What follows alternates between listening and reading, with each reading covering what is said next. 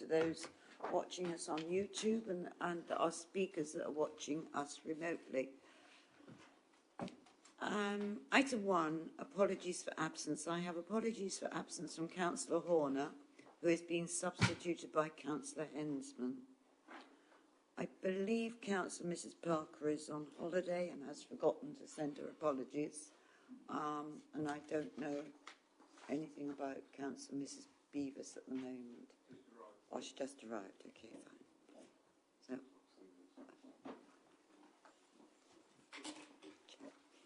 Item 2, declarations of interest. Does any member wish to declare the existence and nature of any disclosable pecuniary interest, other pecuniary interest or non-pecuniary interest relating to items on the agenda having regard to the Code of Conduct from members? Members, I will do a joint declaration on behalf of the majority of us. Mr Malcolm Hobbs is speaking. He is the applicant on the first application and he is known to many of us. So for all those, I've done a joint declaration. Councillor Mrs Spray. Thank you, Chairman. Just separate to that, I will declare an NPI on the Oscone item as Malcolm Hobbs is known personally to me, but I have not discussed the application at all, so I will remain and vote. Thank you. Neither have I, so I can remain and vote. Councillor Ritchie. Thank you, Madam Chairman. Non-pecuniary interest, please, in item 5B 2103015 the application of Great Notley Horizon 120. As Vice Chairman of Great Notley Parish Council, when the matter was discussed, the minutes would reflect that I left the meeting for the duration of that discussion.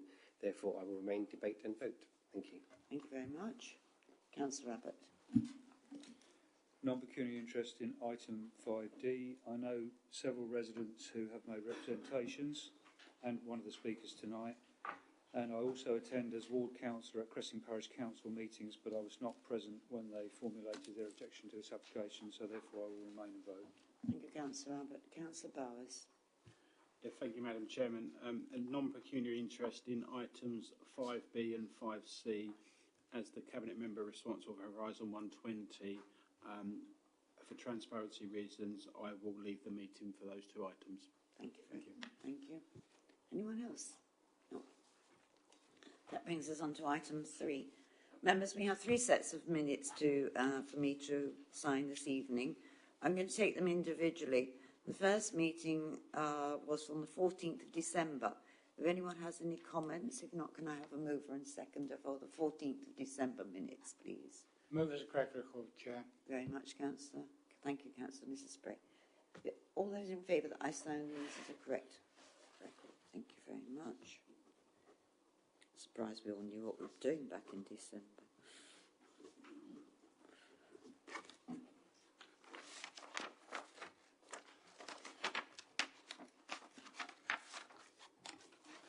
The second set are for the 22nd of February.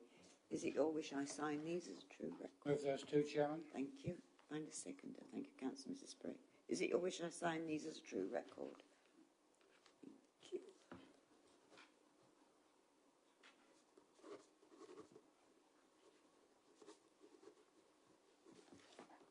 And the final set for this evening is the meeting of the 8th of March. Are there anyone wish to make any comments on these?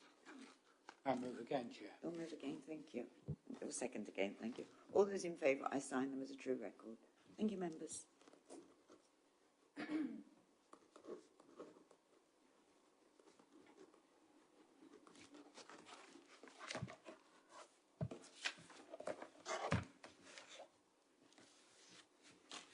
Next item is item 4. We have no general questions this evening, so we'll get on to the planning applications, and those wishing to make a statement will make the statement prior to each application.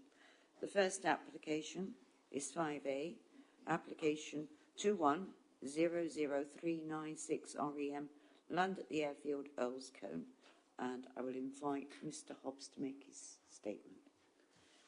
I'll just remind you that you have 3 minutes. I know you want 3 minutes and 10 seconds. We'll see what we can do. Okay. Good evening, Madam Chairman and Committee. Thank you for giving me the opportunity to speak to you all in relation to this application. My name is Malcolm Hobbs and I'm the Managing Director of Hobbs Estates Limited. We own and manage Earlscombe Business Park, and many of you will be familiar with our record in transforming a derelict airfield into a flourishing business park and leisure destination over several decades. As you may be aware, it's been a long process to get to the point where we are now with this current application, and I'm very pleased that in front of you today there is a planning report with a recommendation for approval. To give you some background, since this site gained outline permission in November 2019, Hobbs Farms Limited has changed its trading name to Hobbs Estates Limited. We don't farm anymore. We also purchased the entire site from Marksall Trust after they took the decision that they would rather not be involved going forwards. The site is part of a designated employment area and is a logical extension to the existing business park. It is not a contentious site by any means, and every effort has been made to ensure there is minimal impact on neighbouring Marksall Estate. Marksall were the original applicants, and the overall concept for this new business area hasn't altered since their original scheme. The development will help create 2 new theme areas as attractions within the Marksall Estate, comprising the Himalayas, an area of approximately 7 acres, which includes a series of newly formed bunds created from the spoil of the site that will be planted with Asian species of trees, and an attenuation lagoon which will hold all the surface runoff from the site, creating a new wetland habitat for visitors to enjoy. Earlscombe Business Park is currently fully occupied and provides employment for around 1,400 people, most of whom live in the Braintree district. Since the outline application was approved, we have been approached on a number of occasions by companies requiring employment space for their growing businesses. There is currently a very high demand for open storage and industrial warehouse space across the district.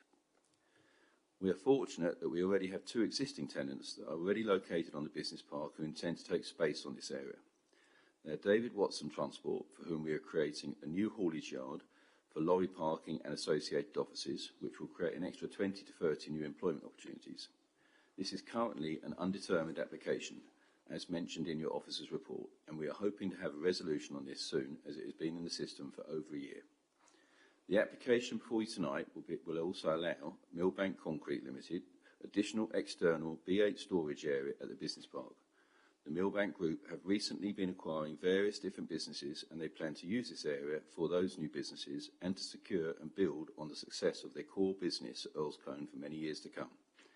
The relocation and growth of these new businesses will no doubt require a range of employment skills and generate new jobs for the district. For these reasons, I hope that you will be able to agree with your officers that this is a well thought out application and you will support the recommendation. Thank you. Thank you very much, Mr. Hobbs, for attending and speaking this evening. We will now come to the presentation, and I'd like to introduce Janine Rowley. It's her first visit to our to make a presentation at our planning meeting, and I welcome her. And over to you for your presentation, Janine.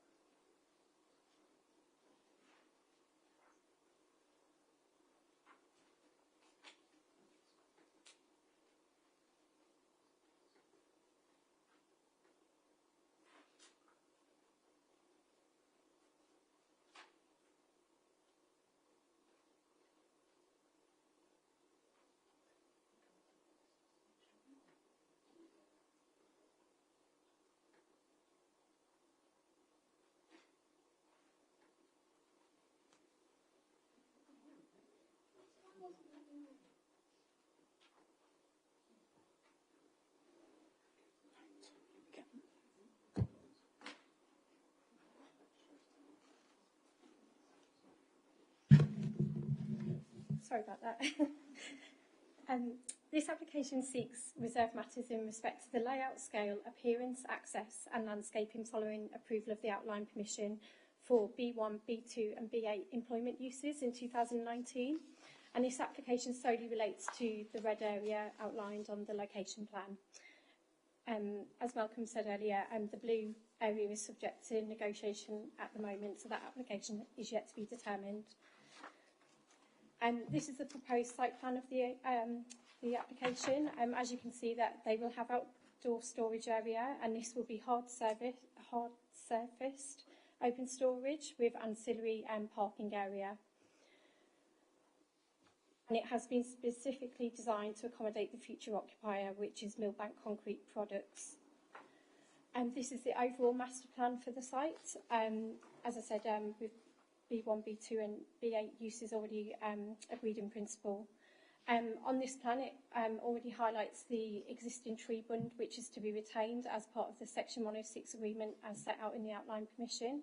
So that will not be altered as part of this application. In respect of scale, the proposal doesn't include any building form. However, any external storage will comply with the parameters of the heights determined within the outline permission.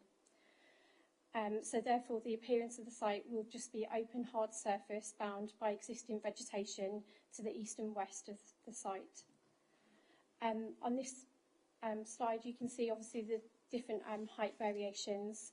So the brown highlights that any height parameters cannot be more than 10 metres above ordnance datum, and this is part of where this site relates to.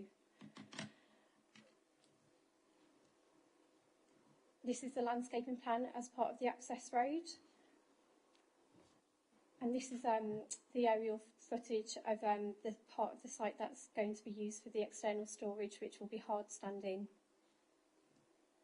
Again, looking to the north of the site and where the access road will be located.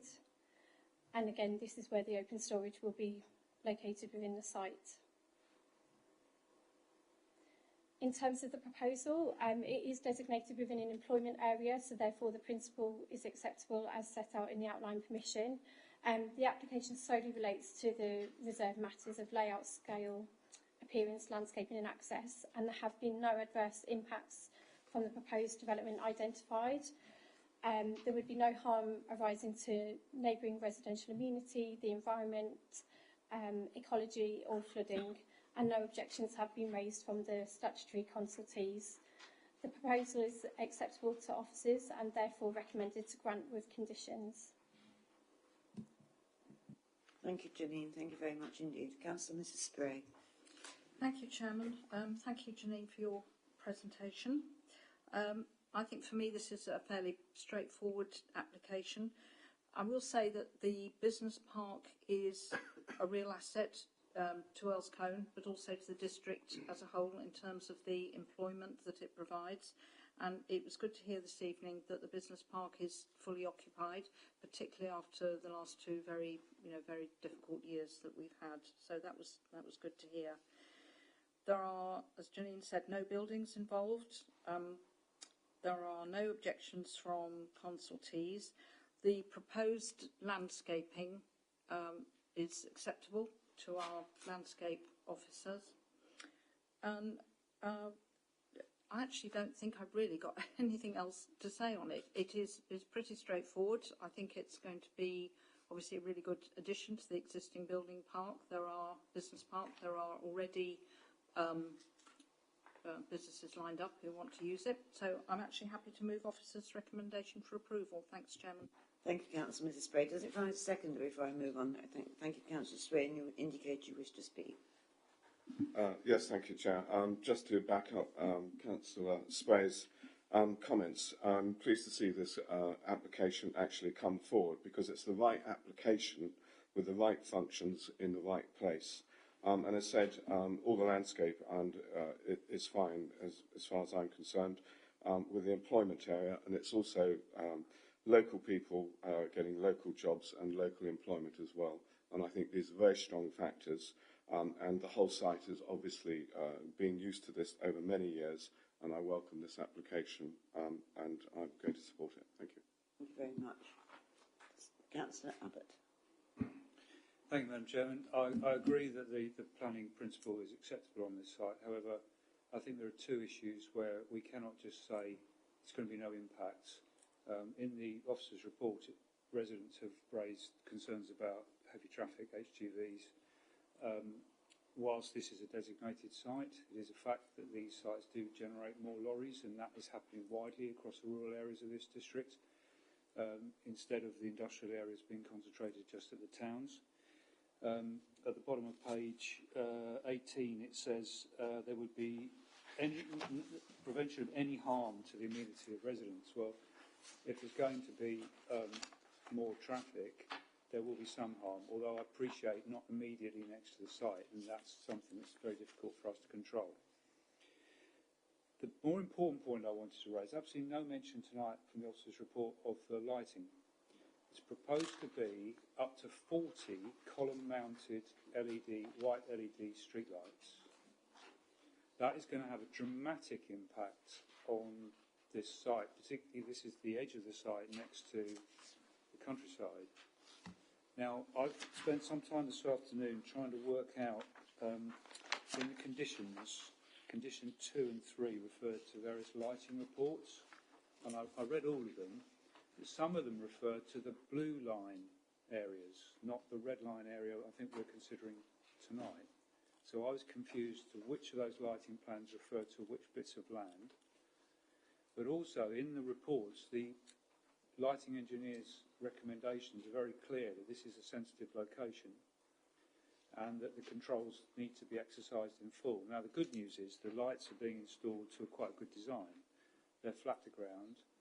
They're lower colour temperature, they're not too bright, and they can be fitted with rear baffles. They can also there's also going to be dimmer controls apparently attached to them. But the clear recommendation from the engineer was they should also be timer controlled, so they're not on all night. But we don't have anything in the conditions that say what time that would be, and I don't know, we've had no information I can see in the report as to what hours of use there might be for the site. So I think this does need looking at a lot more carefully. We can't just skip by this.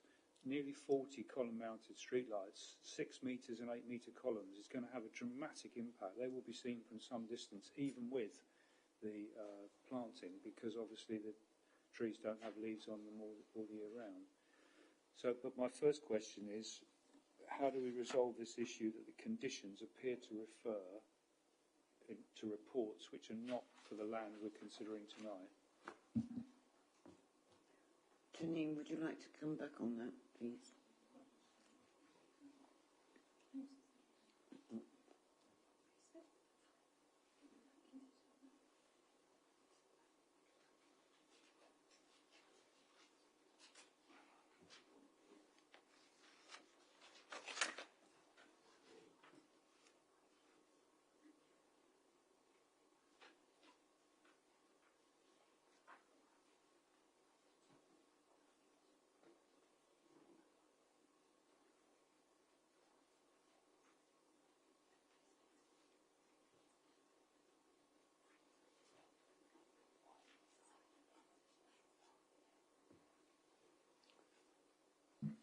Thank you. With respect to the documents, obviously this application, it does cover the wider site as well, and hence why those documents are relevant to this application.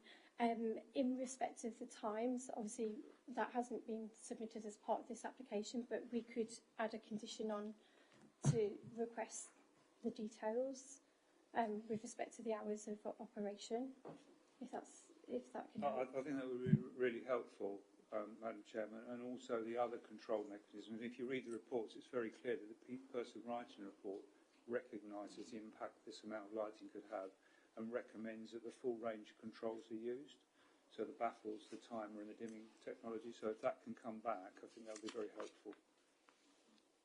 Councillor Mrs. Spray, as the mover, are you content with that? Yes, I'm happy to have that condition added. Thank you. And as the second, Councillor Spray. Yeah. I'm happy also, thank you, Chair. Amy, can we do that? Yes, we can add a condition to that effect requiring further details of that to be submitted to us for agreement. Thank you. Does anyone... Madam Chairman, can I just quickly raise the subject? The only thing that I am slightly concerned about, if we're talking about the times, because it's going to be open storage, I am concerned a little bit about security.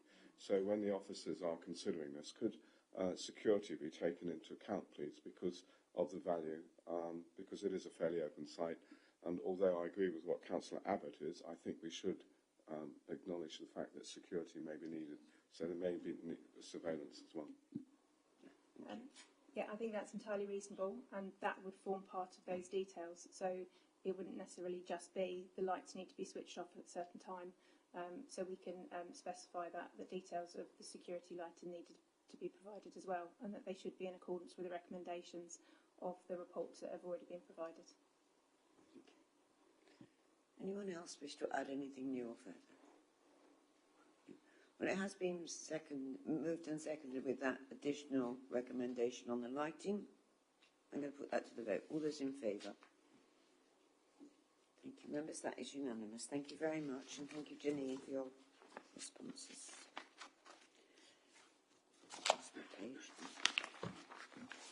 That now brings us to the next application, which is 5B. Application on Council. I'll just let Councillor Bowers leave. Application 21-03015, full Horizon 120 Business Park off the A131 London Road, Great Notley. And this is going to be presented by Lisa. Thank you, Lisa. Thank you, Madam Chairman. Just a quick procedural point. My presentation is covering both applications in one. That's fine. Are you happy with that? Yes, very fantastic. Fine. Thank you. Thank you. So, yeah, just to be clear, this presentation is in relation to the full application and the Section 73 application for the construction of the western spur of the roundabout with associated landscaping at Horizon 120 in Great Notley. Members will be familiar with the Horizon 120 site, but as a quick recap, to the north of the site here is Great Notley Country Park. To the east is the A131 and Great Notley Village beyond. To the south here is the GridServe site and agricultural fields here to the west. So members will recall that planning permission has been granted for the construction of 2 new accesses here and here into the site and these internal spine roads. These have been constructed on site, however, today we are looking at this southern roundabout here. So the western spur of this southern roundabout has been straightened slightly from what had consent. And this has already been constructed, as you'll see in some of the photographs shortly, and thus the applications are retrospective. Now, the reason we've got 2 planning applications for you this evening is to regularise this. We've got a Section 73 application, and as part of the Red Edge, the site is outside of the original Red Edge. We've also got a full application. So just looking here at comparison between what has been granted and what we're now looking at. The more curved red line is the siting of that approved, whereas this black line here is what has been constructed. So you can see here that it's been slightly straightened. Just looking at the general arrangements here in a bit more detail, the proposed road follows the general arrangement of those other internal roads in terms of the road itself, the curbing, footway and planting. So here, looking at a photograph here, this is taken as you're approaching the site. So GridServe here on the left-hand side. This is the roundabout we're talking about, and it's this spur behind here. So again, looking at it in a bit more detail again, just for context, GridServe here on the left, so you're sort of in, out, and it's this spur here that you can see here has been constructed. And again, here in a bit more detail, you can see sort of just the general approach in terms of the curbing, planting and the footpath. So by way of a summary and conclusion, the site is allocated for strategic employment land and is part of the adopted local development order for Horizon 120. The application for the original 2 access points and a connecting road facilitates the wider Horizon 120 development. The changes sought within this Section 73 application and full application are considered to be limited. The layout remains acceptable and there will be no adverse impact upon the character and appearance of the site, the wider locality, and matters in regard to landscaping, neighbour amenity and highways is acceptable, and therefore our recommendation for the full application and the Section 73 application is that planning permission be granted subject to conditions. And just really to note to members here that obviously the presentation is for both, but members will need to vote separately on each application. Thank you. Thank you very much, Lisa. Councillor Ritchie. Thank you, Madam Chairman. Hopefully one of the easier ones on the agenda for this evening. Yes, pretty straightforward amendment to the original design. Why change something so small, you might argue, but it's about doing the right thing. So the original plans and application was for one method to keep the curved aperture looking across all of those roundabouts. So it's only right that it's amended. So therefore, I recommend officers' recommendations for approval for both of those, or do I need to do them singularly? We're going to do them separately, I think. So we'll do the first one first. We'll do the full application first, and then we'll take a vote on the 70 afterwards. Does that find a seconder? It does. Councillor Mann, did you wish to speak? Thank you, Madam Chairman. This is really just to regularise what is there to what was intended. So it's a tweak. Probably it wasn't brought to our attention, we wouldn't have noticed. But I agree with the mover. It's something we've got to do to make it legal. Thank you. Does anyone, Councillor Abbott? Yeah, just a question, Madam Chairman. Excuse my ignorance, but what's the purpose? Is this to service another part of the consented site, or is this to service a potential further extension of the site which doesn't have consent? Lisa, would you like to respond to that, please? Yes, thank you. I mean, the internal layout of all of those units isn't yet defined, so I think this is just providing opportunity for, as that layout of the Horizon 120 develops, it allows opportunities for it to come forward. As I understand from the agents, the reasoning why the straightening's come about is to do with site ownership matters, but the change is fairly minor, so as you can see, that western spur was already in existence on the extant permission. With respect, that doesn't answer the question. Where does it go to? Does it go to part of? So this is a spur which stops, but clearly that doesn't have a purpose. Clearly, there's going to be a road going beyond that, leading off from it, presumably. Where does it go to? Does it go? Is it going into part of the Horizon 120 business park that already has consent, or is it going into something which has not got consent but might in the future? Sorry, so just to be clear, yeah, so at the moment it's very much a dead end, I guess you would call it. There's an existing hedgerow there that marks the end of that Horizon 120 site. There's no proposal, as far as I'm aware, in front of the council for any development of that western site, so it very much could be seen to be something for the potential development, but as I was sort of suggesting, it's part of the extant permission. It's a similar arrangement, but I can't comment on what is potentially going to be coming forward on the rest of the site, if anything. Thank you. That answers the question. On that basis, I can't support it because I believe it's being put there for a further extension into the countryside. Thank you. Well, anyone wish to make any further comments on the full application? No, well, I'll put that one to the vote. It has been moved and seconded. It's been moved by Councillor Ritchie and seconded by Councillor Mann that we approve this application. All those in favour? Those against? That application has been approved with two against. Now we come to the next part of the application. Councillor Ritchie, did you wish to speak? I need to move officer recommendation, Madam Chairman. Thank you. Thank you. Find a seconder. Thank you, Councillor Mann. Did you wish to speak? Only to welcome the jobs that this will bring in the fullness of time, Chairman. Thank you. Does anyone else wish to make any comments on this part of the application? Well, I'm going to put that to the vote. It has been moved and seconded. It's been moved by Councillor Ritchie, seconded by Councillor Mann. All those in favour? Those against? Thank you. That's two against. That application has been granted, both of them. Thank you, Lisa. We now come to application 2103-053 Alt, Land East of Braintree Road, Cressing, and we do have speakers on this application, and I will wait for Alison to come back so we can invite our speakers in. They are both speaking remotely. And the first person that's going to speak remotely is Mrs. Susan Simpson. And we will invite her to make her.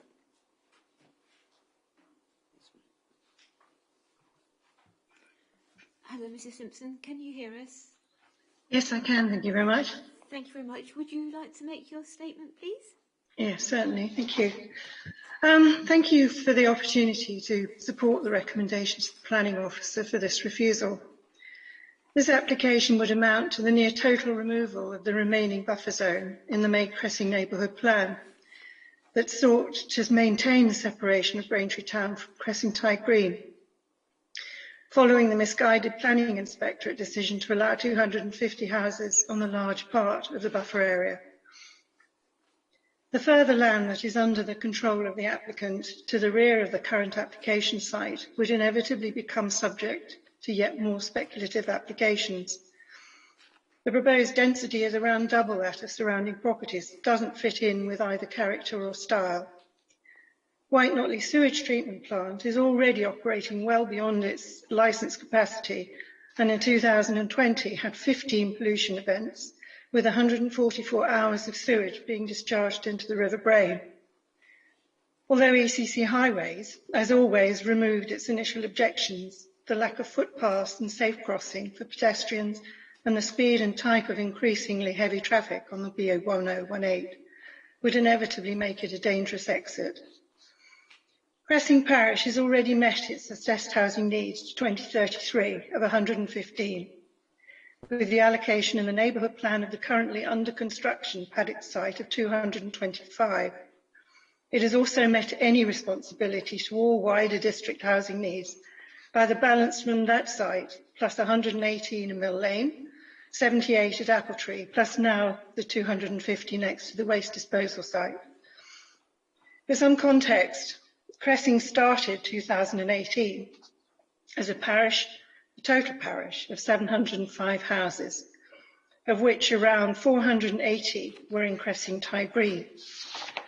At this moment, there are 4 building sites surrounding the village under construction, with all the noise, dust and disruption that causes, and another due to start soon.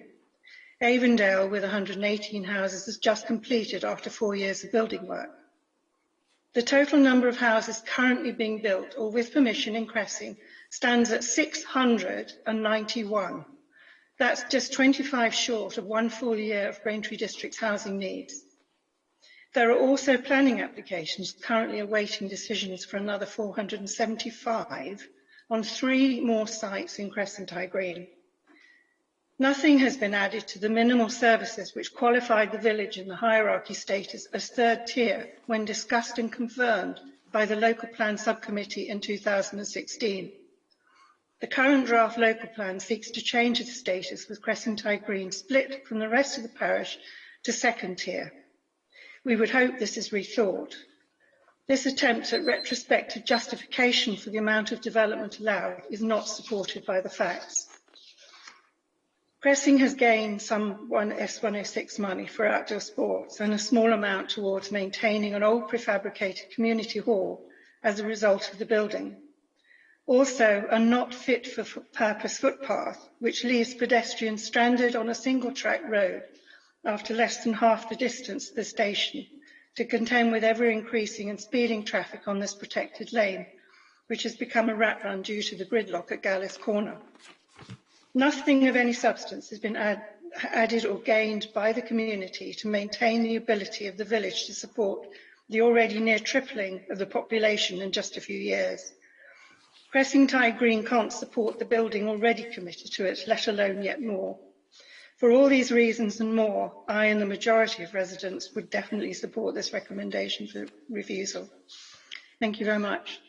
Thank you, Mrs. Simpson. Thank you for making your statement. The next person wishing to make a statement on this application is Miss Ella Murfitt, and she is the agent, the senior planner from Turley. And I'll get her to join us. Hello, Miss Murfitt. Would you like to make your statement, please? Thank you. Thank you. My name is Ella Murfitt. I'm a planning consultant from Turley, and I'm speaking on behalf of the applicant Rainbow Developments Limited in support of the application before committee. The council considers that they can demonstrate a 5-year housing land supply and that the tilted balance is not engaged. In reaching this conclusion, the council have not acknowledged recent appeal decisions where inspectors have concluded a shortfall. These include a decision in Haverhill and the recent High Garrett decision where the inspector determined that the council have a 4.9-year supply. In any event, the supply position is at very best finely balanced, as acknowledged in the committee report. Nonetheless, in the case of a flat balance, any harm resulting from the development is extremely localised and outweighed by clear material benefits, which would include the delivery of housing to meet needs, including 14 affordable homes, significant and positive effects on economic output, and generous areas of open space as part of a high-quality landscaping scheme.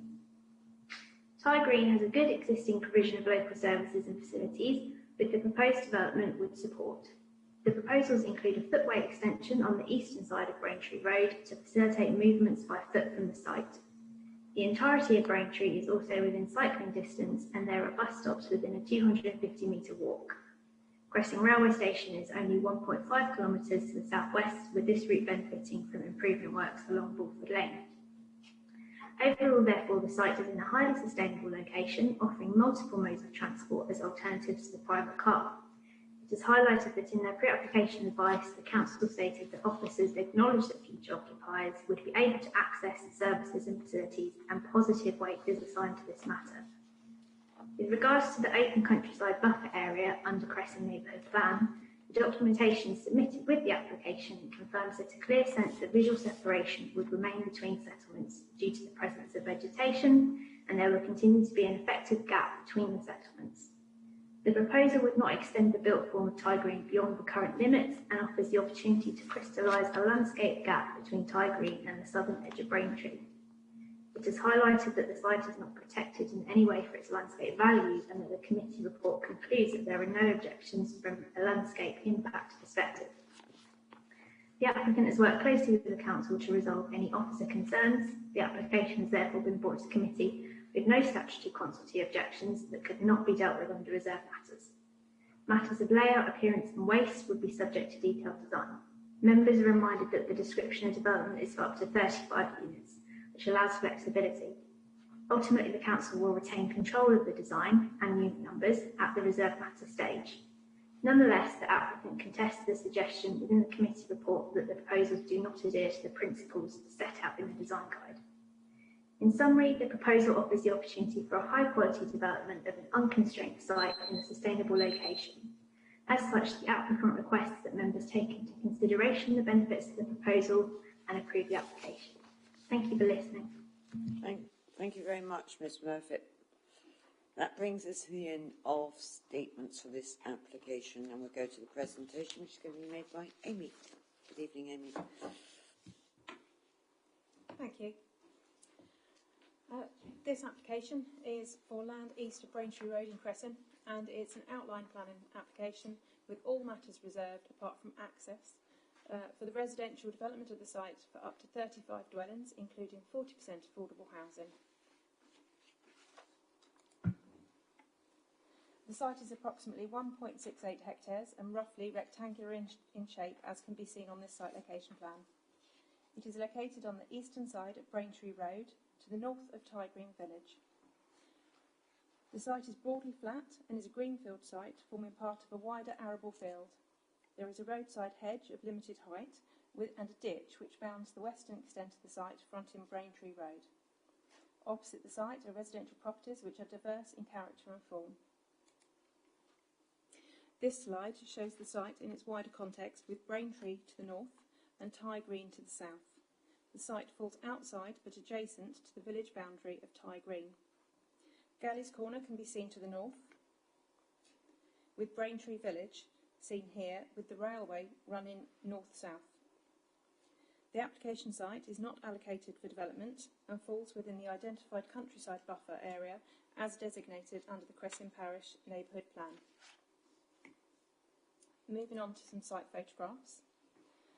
This is a view south along Braintree Road with the site here, and this property is one of the closest neighbours, which is the Nook, which you can see in the distance, and the residential dwellings on the opposite side of Braintree Road. They're a diverse mix of dwellings, some bungalows, some 2 storeys and some sort of 1.5, mainly set back from the road with quite large frontages. This is looking in the opposite direction, looking north along Braintree Road, with the other closest neighbour to be seen here, which is Dean's Farm. And this is the opposite side of Braintree Road, where you can see that diverse mix of dwellings. This is a closer view of the nook, which you can see here. And back to an aerial view. The site falls outside of the development boundary and is therefore located within a countryside location. Furthermore, the site lies within an open countryside buffer area, which seeks to protect the character and appearance of the parish and to maintain a clear physical gap between Braintree and the villages of Tye Green and Cressin. This buffer area has been significantly reduced with the recent appeal decision at Long Green to the north-east of the site. Consequently, the remaining buffer is much more sensitive and important. Whilst the site is situated adjacent to the development boundary, Cressin is a third-tier village and lacks most of the facilities required to meet day-to-day needs. Given the site location and physical characteristics of the site's connectivity, future residents are unlikely to utilise sustainable modes of transport and will largely rely on travel by private car. This application seeks outline consent for the development of the site for residential purposes for up to 35 dwellings, which would include 40% affordable housing, which would amount to 14 homes. This would be in addition to vehicular access, areas of landscaping and public open space. As this is an outline application, only access is to be considered at this stage, with all other matters, including layout, appearance, scale and landscaping reserved. A single point of access off Braintree Road would be provided for both vehicle and pedestrian use, which can be seen in this plan and which would be situated slightly to the south of the centre of the site, in this location where you can see my cursor. This would provide adequate visibility in both directions, with a 2-metre wide footpath provided linking up to the existing footpath provision at the nook to the south, along this section. The footpath link and other upgrades, including to bus stops, would need to be secured by a Section 106 agreement.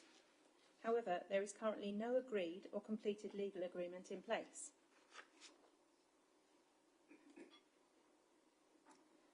As already noted, this is an outline application where appearance, scale, layout and landscaping are reserved matters.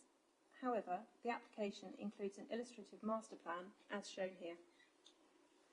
The illustrative documentation demonstrates a density of development which is far higher than the existing established density of Tye Green village. Tye Green has a clear settlement pattern. The proposal of 35 dwellings would require a pattern of development of a much higher density and of a completely different form to the immediate ribbon development evident in the immediate setting. Furthermore, the illustrative master plan illustrates that plot sizes are small, with insufficient areas illustrated for amenity space. Car parking is poorly located and too visually dominant in the public realm, with the majority of provision being smaller than required standards. In conclusion, officers are of the view that the site could not accommodate the quantum of development proposed whilst meeting a high standard of design, amenity and technical requirements. The development would have poor elements of design which are alien to the village character and does not have regard to the existing pattern of development. The design and access statement indicates that a landscape buffer would be provided to the northeast of the site, which is illustrated within the open space parameter as shown here. This area along here. This area would provide an attenuation pond, pumping stations and a play area of 100 square metres. Notwithstanding this buffer zone, the proposal would not reinforce local distinctiveness. The location and proposed form of the development, with the associated height and bulk of the dwellings, would erode the openness of the countryside. It would urbanise an open field and would harmfully affect the appearance of the local area.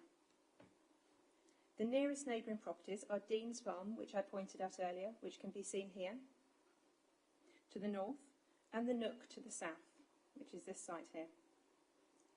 The illustrative master plan fails to demonstrate that the proposal would be able to protect existing residential amenity. it would give rise to unacceptable levels of overlooking to existing neighbours, with insufficient space for suitable separation distances to be provided.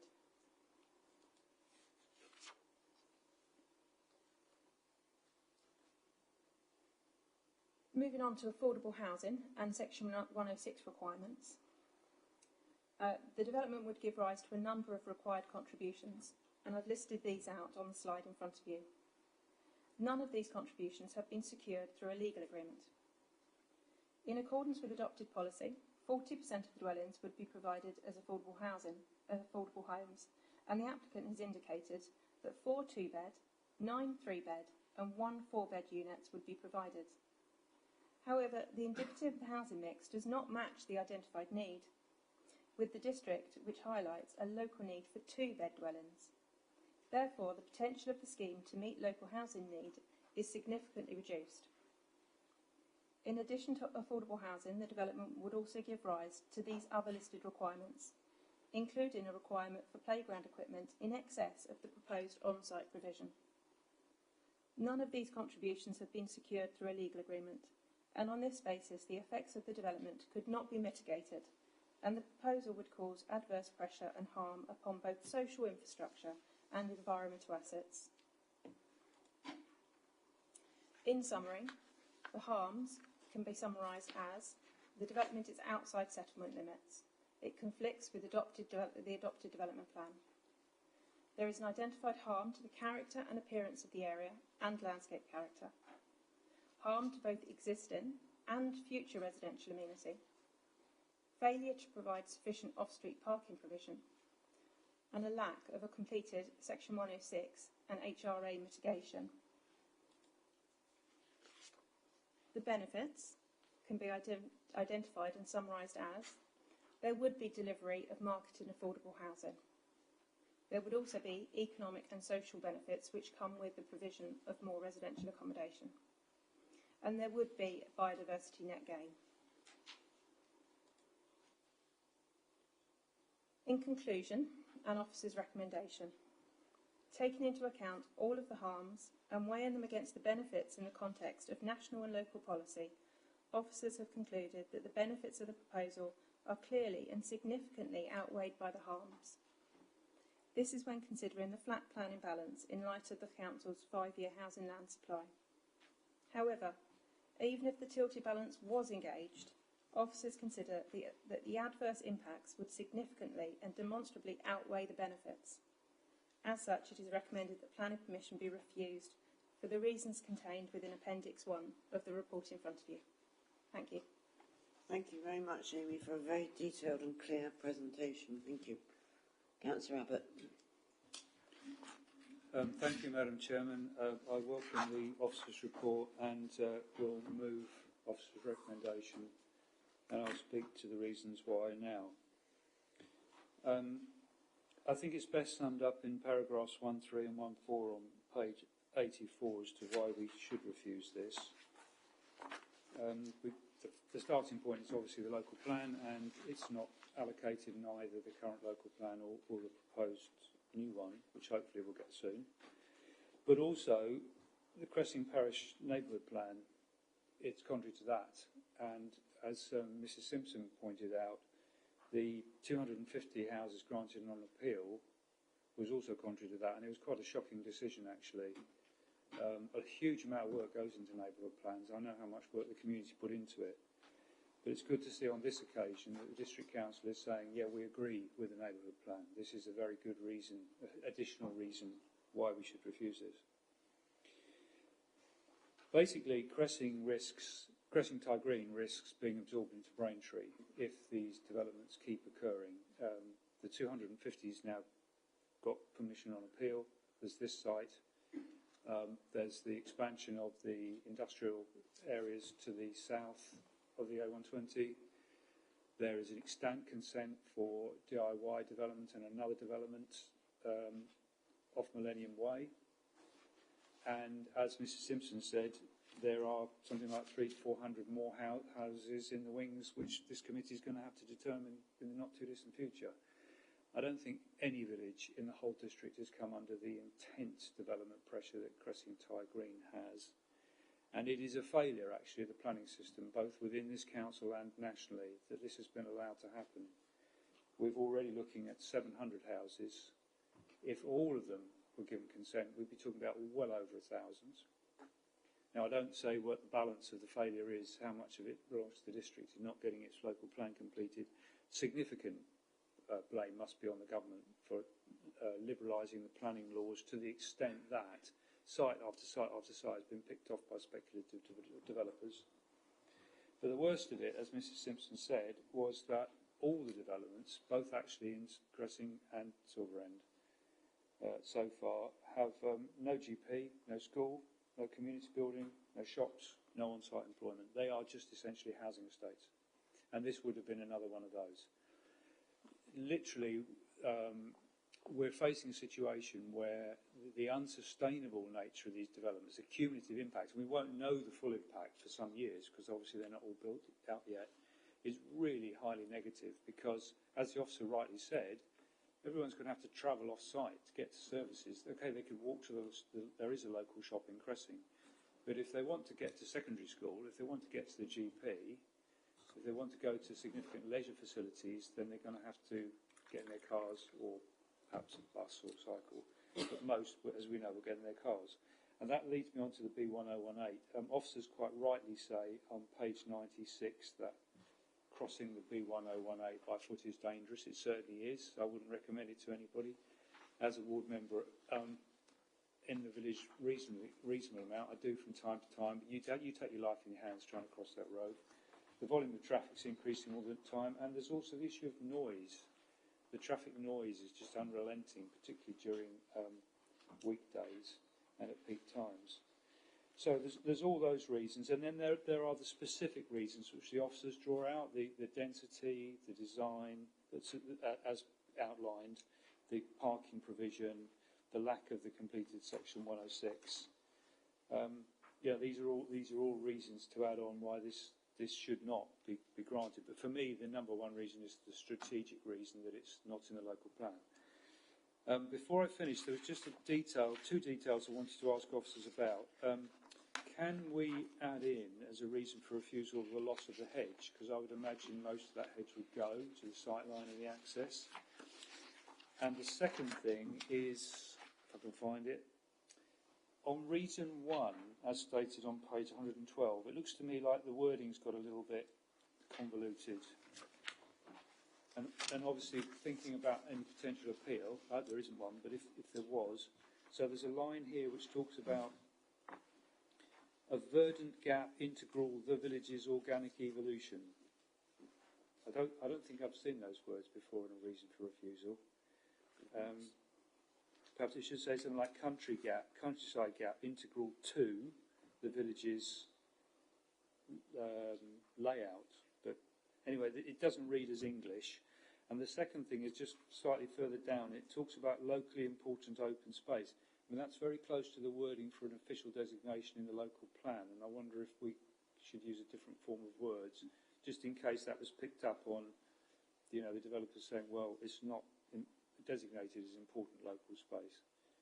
So it's not that I'm against that reason, it's just the wording looks a little bit unusual and the English isn't quite as it should be. So those two questions, Madam Chairman. Thank you. I think it looks very superior, actually. But do you wish to come back, Amy? Yes, I think starting with the locally important open space, it makes reference to the locally important open space because of the assessment of the landscape impact has been assessed as it only having a localised impact rather than a wider impact. So that's why it's been pulled out within that reason for refusal to refer to that.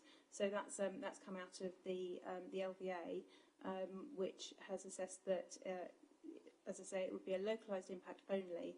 And it would be no more than moderate, so that's what's been assessed, and officers agree with that, and that's why we've been quite specific with where the actual harm would arise with regard to the landscape impact. With regard to the wording, as a verdant gap integral to the village's organic evolution, are you suggesting, Councillor Abbott, that should be changed to a countryside gap. My suggestion is countryside gap, integral, and then insert the word to, because that's missing. The villages, yeah, you could still keep organic evolution, but yeah, I would prefer countryside gap integral to, if that's possible, please. Means green.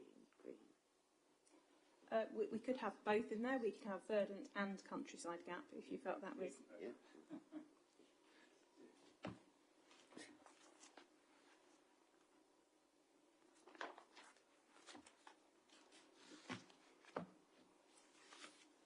And then going back to your first point, which was about the hedge towards the front of the site, there would obviously be some loss of the hedge to provide the access in at that point. The submitted documents have demonstrated that visibility could be achieved there with only a small removal of that area of hedge.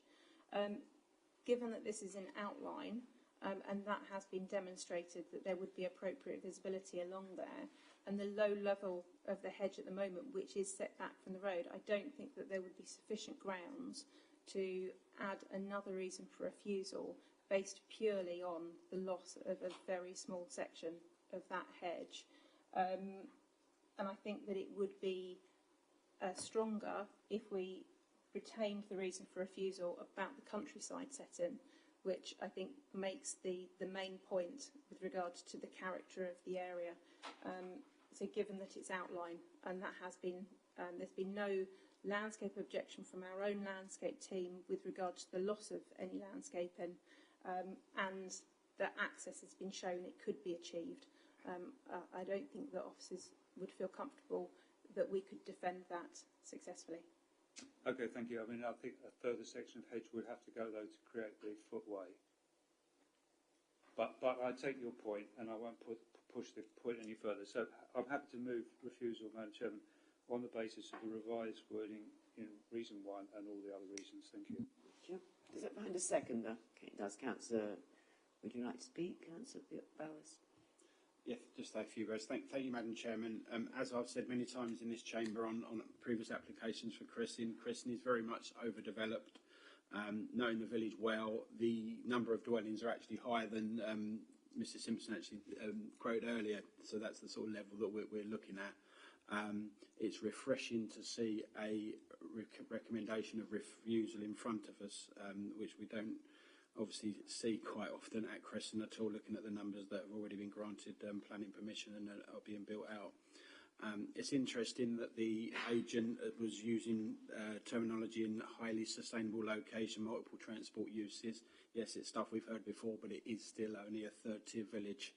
And when we get phrases like, oh, crystallise a landscape gap, it's kind of, are we just looking for any gap we've got in a village that we're going to put another sort of 35 dwellings or whatever? It's just unacceptable, and I fully support refusal for the reasons in front of us and what's been added to tonight. Thank you, Madam Chairman. Thank you, Councillor Bowers. Councillor Mann. Thank you, Chairman. There's clearly the right recommendation. In line with local plan policy. One of the sort of major themes of our local plan is to prevent settlements coalescing. We've had setbacks between Braintree, Rain, Bocking, High Garrett,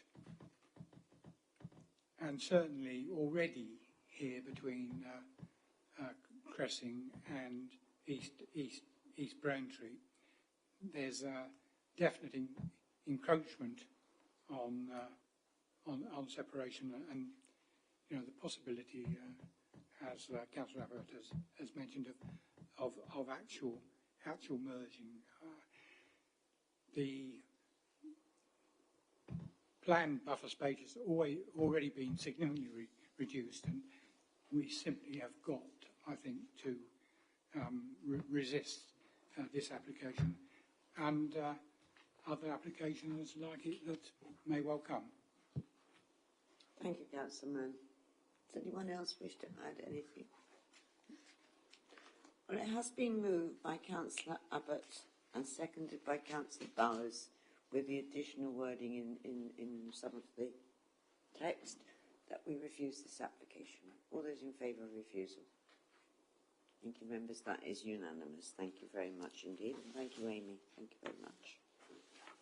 We now to come to application 5E, application number 21-03551, Orient, land at Haverhill Business Park, Phoenix Road, Hillians, Bumpstead. And this, we have no speakers, and the presentation is going to be made by Melanie. Thank you, Melanie.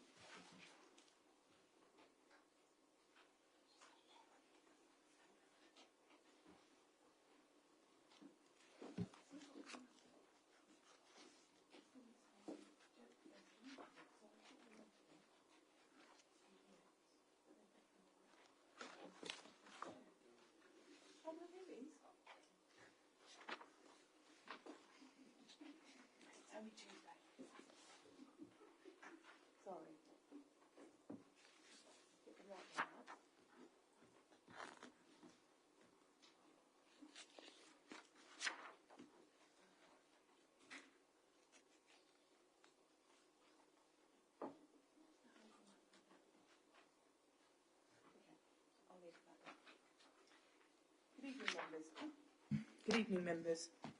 And the application before you this evening is a reserved matters application for access, appearance, landscaping, layout and scale, following the grant of outline planning permission back in 2016. And this application relates to the construction of a commercial building for B8 storage and distribution purposes with associated infrastructure and landscaping. So this first slide shows the location plan for the site. Some of you may be aware, it's in the top portion of the district. We're basically touching Suffolk at this point. So we're in the Haverhill Business Park, and it's a centrally located site within the wider business park up there in Haverhill. And you can just make out at the bottom here, this is the 1017 that runs around the edge of Haverhill, one of the numerous roundabouts that runs around, that connects the roads around Haverhill, and then in the wider context you would be coming up through Sturmer and then Haverhill to the north, and this sits, as I say, within the wider business park in Haverhill. This next slide shows the site location plan in more detail.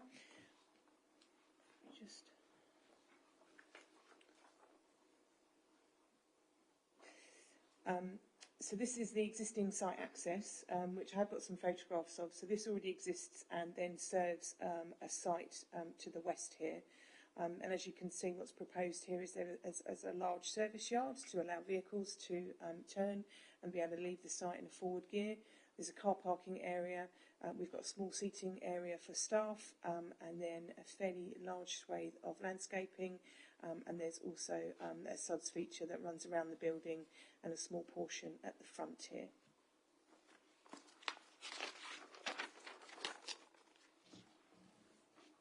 The next few slides show us details of the actual building. So we've got a ground floor plan, and then first floor where there isn't, it's a double height building, but there isn't any first floor accommodation apart from a small amount of office accommodation within one corner.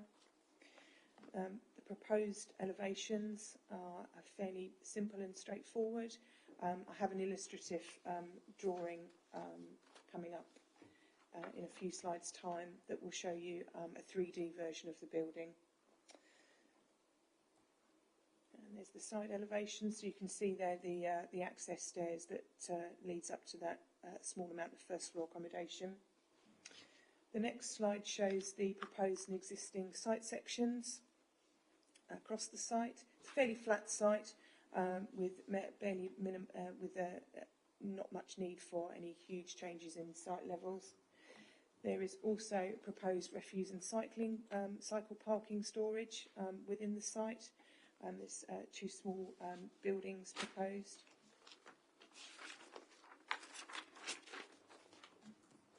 This next slide is the illustrative drawing that I was referring to. So this is the front elevation. So you can just make out this is the area of car parking. This would be the seating area, to put it in context. So you can see it's a fairly modern utilitarian appearance that would not be out of context within the wider business park. Turning to the photographs, we have this is the existing access, and just where that car is parked is where the access then services another parcel of land within the business park. We've also, on this second slide here, this is then looking eastwards to the existing hedgerow that runs along the frontage. And you can then see the pavement to the front.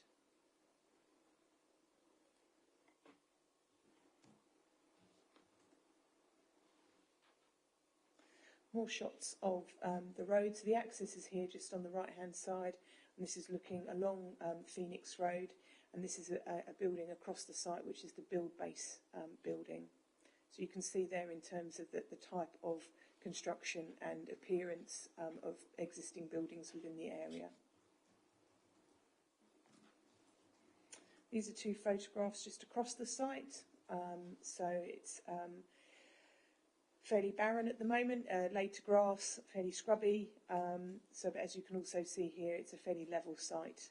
So this photograph here, you can see the existing hedgerow, which was in a previous photograph, and we were looking from the other side. Existing other buildings within the business park. And then this is a photograph across the site with other existing businesses in the background there.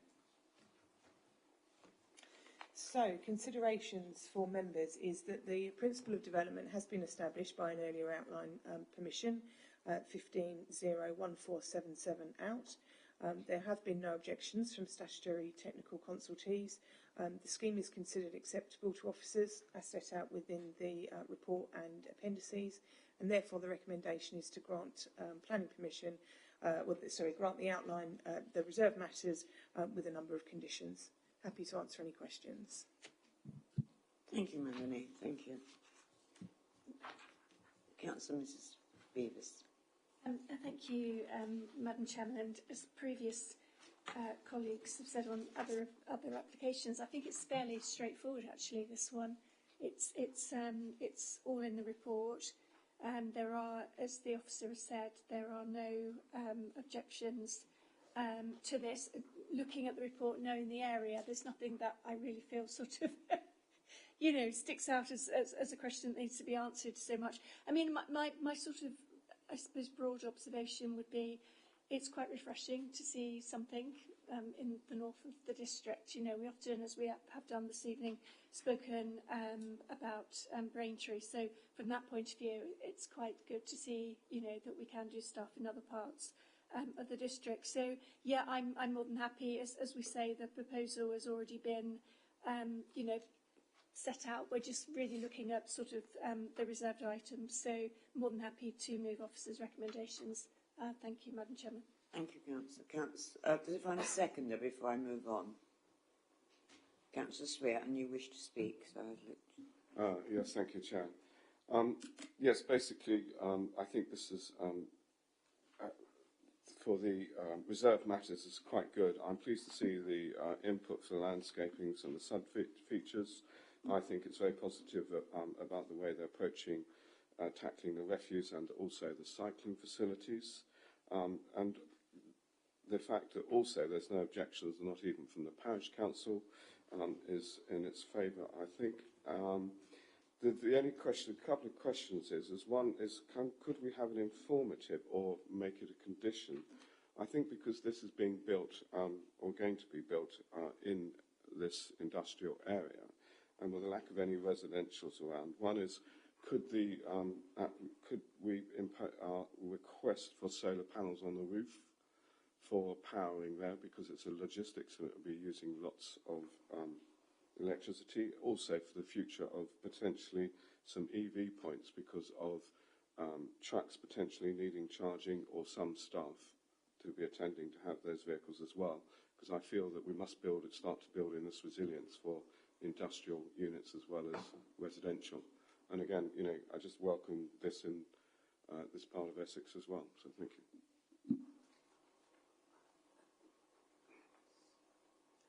think I recall at a previous meeting when we were asked about solar panels on the roofs that Chris Badgie said we couldn't request those. I might be wrong. Don't have a policy on it, do we? Because we have no policy, yes. No, we should have a policy. Well, we haven't at the moment. I know, so but yes. I'm saying that's why I'm asking. Yes, I know. Just Being informative or a condition. Being informative, but not a condition. Yeah.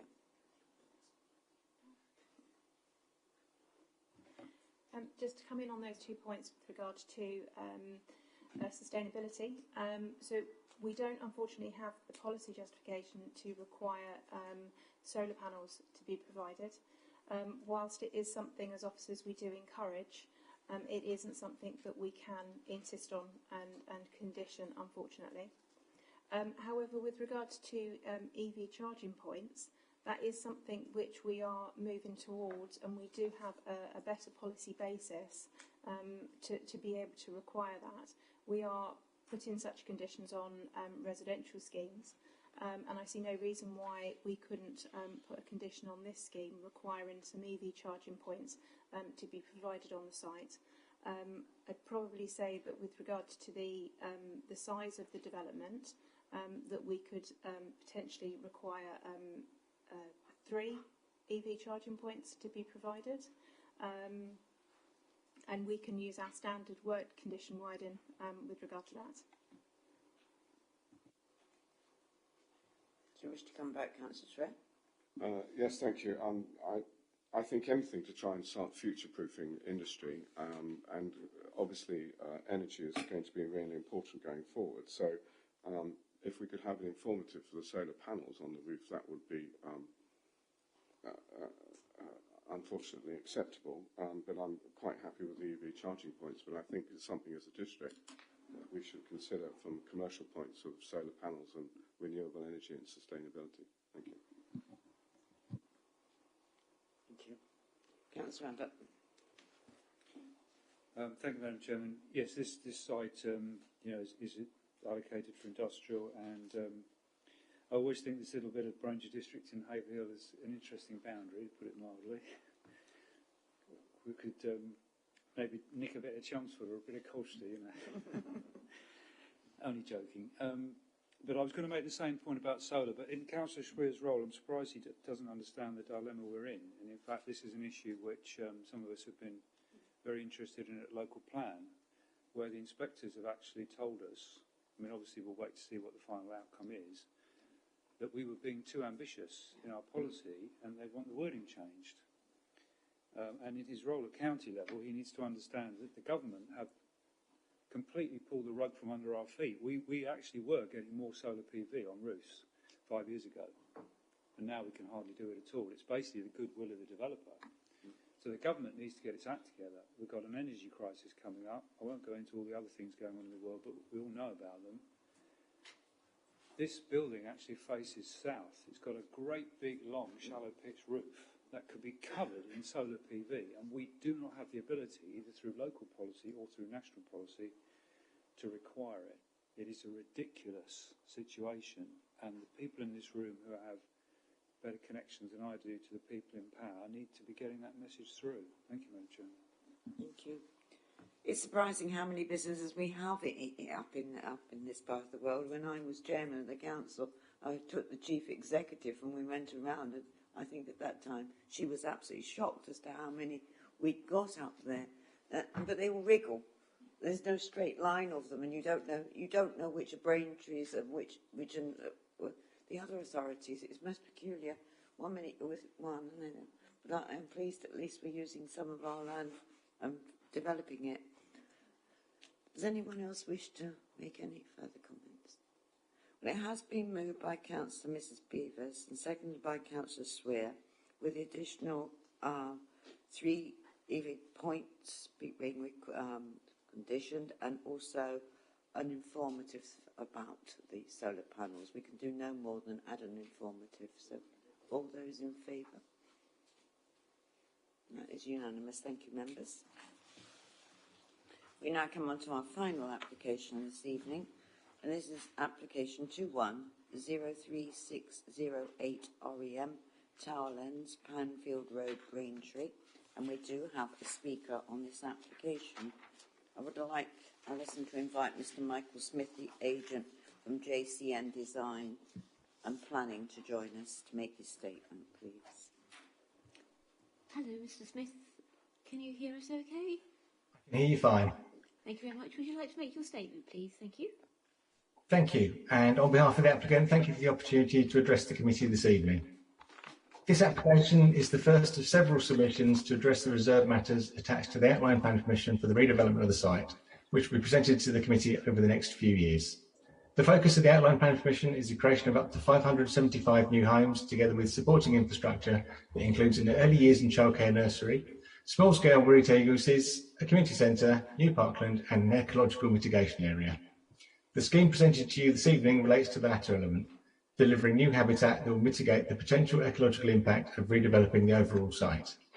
Surveys undertaken as part of the application for outline plan permission identified 2 ponds with a small population of great crested newts in the area proposed to be redeveloped. Therefore, compensation for the impact of the development was secured in the northernmost corner of the site. The detailed scheme for this area comprises around 3.5 hectares of existing grassland that will be retained and managed, within which 8 new ponds and 1,400 square metres of new tussocky grassland will be created as a high-quality new habitat that is particularly appropriate for great crested newts.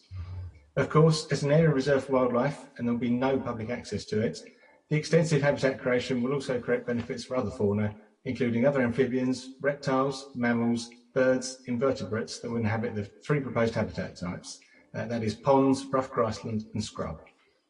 To maximise the potential benefit of the ponds, they all include wide, shallow pond margins which have variable profile to maximise the scope for a diverse range of marginal and emergent vegetation to develop and to provide habitats for a variety of amphibian species. The very depths of water aim to allow shallower, warmer water to create shelter and feeding ground for tadpoles, and deeper water to ensure ponds do not dry down in the summer season. A belt of scrub vegetation has been created along the northern edge of the mitigation area, using a range of native lower growing scrub and understory species of local provenance. In combination with the grassland, this provides terrestrial habitat for great crested newts. Whilst a planted origin, this should be allowed to develop naturally and may ultimately succeed into woodland. Rough grassland that developed across the phase following the close of the previous land uses has been left to establish a locally appropriate flora diversity, and management of the habitat will ensure that development of natural structural diversity is continued. The proposed scheme is designed in compliance with the parameter plans and the design code that form part of the outline plan permission.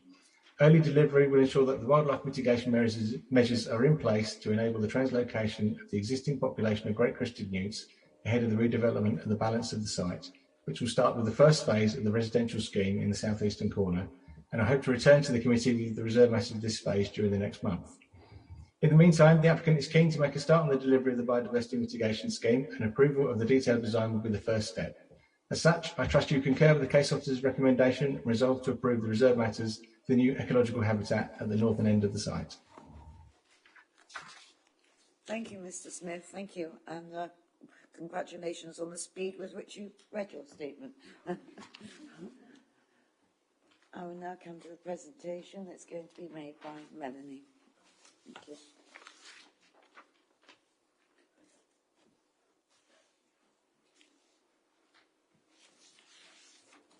So I'm having some technical issues. You can't see what's going on my screen, but it's quite scary. So my able assistant will go through the slides for me while I prompt. Is that all right? Yep. Just take the next slide. And so if you go to files.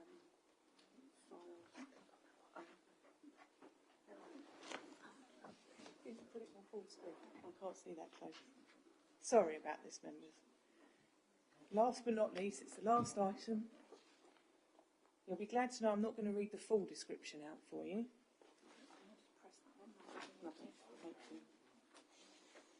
Right, so the application before you this evening is for the reserve matters for a small portion of the Townland site, which is being called Phase 0, and it's the top portion of the site to create an area of ecological mitigation for the great crested newts that were found on the remainder of the site, and other wildlife species as well.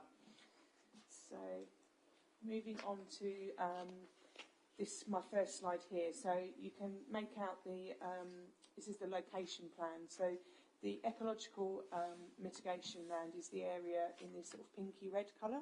So as you can see, it's at the top portion of the site. The wider townland site is to the south, and as Michael referred to in his speech earlier, there is a current Phase 1 townlands application that is in at the moment and being considered by officers, and I think will be with you, hopefully fairly soon, not by myself with my technical issues. But this plan just puts in context where the ecological land is in relation to the wider site of Townland. So I'm sure most of you are aware of the site, but Panfield Lane runs around to the west and runs down then the majority of the Townland site. No, that's not Town. No, that's Panfield Lane, isn't it? What shall I have? Anyway. So the ecological land is proposed at the top portion here. This then puts this site in context with Phase 1, and then you've then got 3 other parcels of land that will come forward in the future. You can just make out on this plan here the introduction of the ponds that Michael referred to, and I've got details of that on future slides. So the next few slides take the site in 4 portions that show the details that are proposed. So this is one section where the land is wider at the top of the site, and there are a number of ponds that are being proposed with various depths, with planting around them to encourage not just the ongoing survival of the great crested newts, but also then other wildlife species in the area. The next 2 slides show the kind of finger of land that runs down the northern portion of the site, and this is where proposed additional planting to bolster the existing planting that runs along this boundary. This is the bottom portion of the site, and then the last slide is then the second half of that area where the ponds are being proposed. These 2 parallel lines that run through the site, they are existing water pipes. And so they are, as you can see, there is nothing can be built on top of those, and there does have to be then gaps surrounding them. In terms of photographs of the site, this is a view from Church End, which runs along the top of the Townland site. So this area that you can just about make out through the hedgerow, most of this is not the application site, it's the farmland to the north. You can just make out the tree belt. That's the tree belt and vegetation belt that will be bolstered by the landscape proposals within this application. And then the next couple of photographs are taken from the bottom right-hand corner of the site. So this is the area where the ponds will be created. And then this is the existing vegetation along the northern boundary of the main Townland site that will be bolstered. And then that's a further photograph of where the ponds will be created.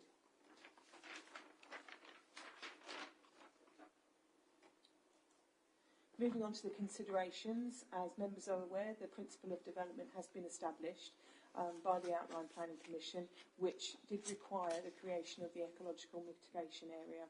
There are no objections from statutory technical consultees, and the scheme, both in relation to the ecological enhancements and mitigation areas and landscaping, is considered acceptable to officers, and the recommendation is to grant these outright the reserve matters application subject to a number of conditions.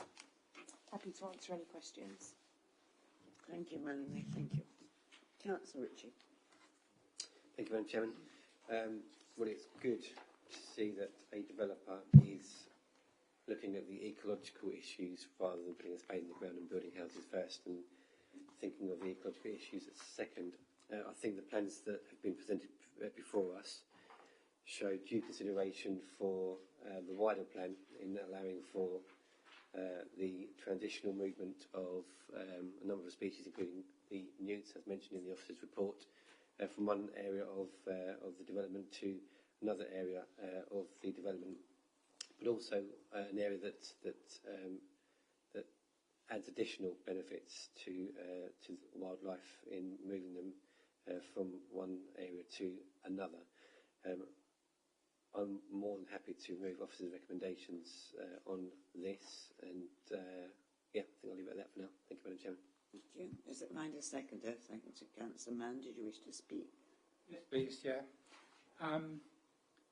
We obviously want a high standard of landscape management for the sort of landscape areas within the whole site, in this phase 0 particularly. I was worried about the ongoing maintenance that would be provided. So I delved into the sort of documentation, the ecological management and maintenance plan is part of the suite of documents relating to the application. And that did seem to me to be a very comprehensive document. And as I understand it, it has the power of a condition that we can hold the developer to the standards that are laid down in that document. Perhaps that can be confirmed, because it will be an interesting task for our new new extended enforcement team to check up on these provisions and to make sure that they are maintained over the many years in the future. Thank you, Councillor Mann.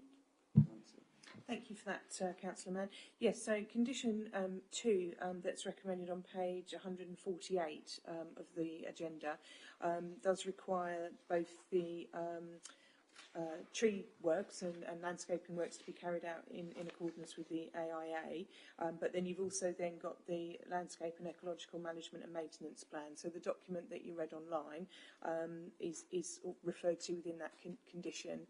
So in terms of, from an enforcement point of view, because we've got that tied up within that condition, if they fail to maintain in accordance with what's set out within that document, then that would be a matter that our enforcement team could investigate. Excellent. Thank you.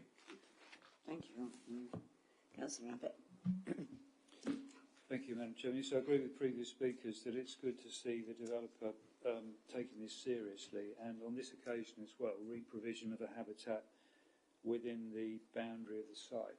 And, you know, we're not expecting defined species to try and find a home somewhere else, which we have done far too often.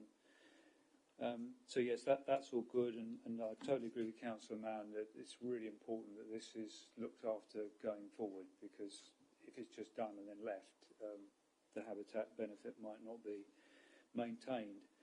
I just had one question. It's a point of detail really, and it doesn't change the way I'm going to vote, but it talks about in paragraph 11.1.6 about impermeable lining to the ponds. I presume that means a pond liner.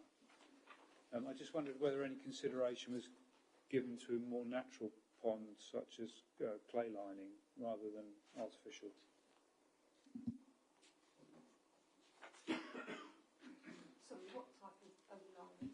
So you talked about referred to in here, but what was the suggestion that you made? It says providing impermeable lining to the ponds to be placed under 300 ml of soil and shingle. So I'm assuming that is pond liner.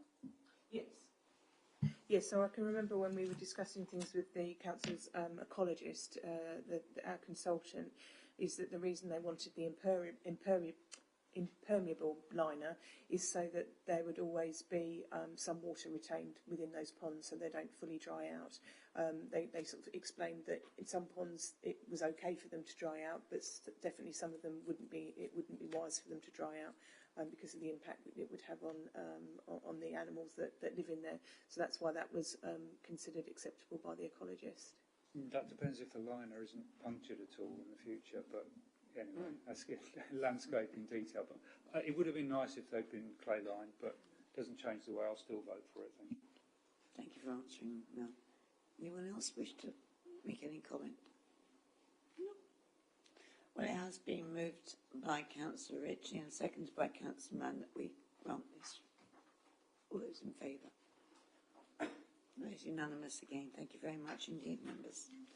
That brings us to the end of our meeting, and I would like to thank officers, and I'd like to thank everyone that has had any input into our meeting this evening, and I'll close the meeting at 8:45. Thank you very much indeed, members.